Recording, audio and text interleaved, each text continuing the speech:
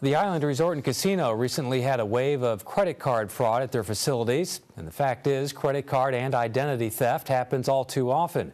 There are, however, ways to protect yourself from being scammed. TV6's Houghton Hancock Bureau reporter Sarah Blakely spoke with a financial expert to see what those precautions are and has more in tonight's Consumer Watch.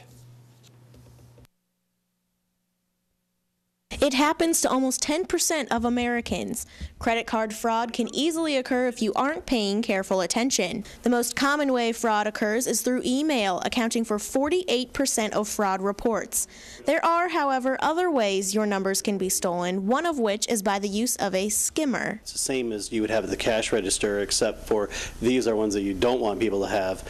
Anybody can go online and buy them.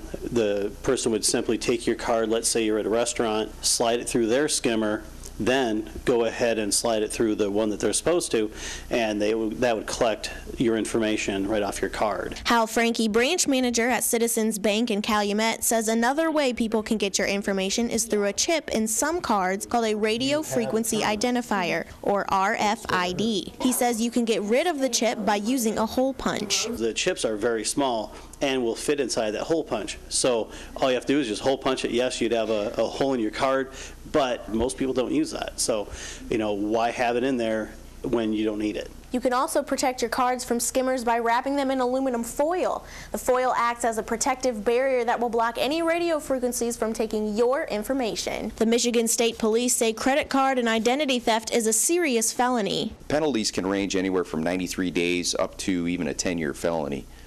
Depending on the type of crime that was actually committed, in the way that maybe a card was used. But credit card fraud and identity theft will happen, and if you see it happening, the best thing is to be observant. Be a good witness.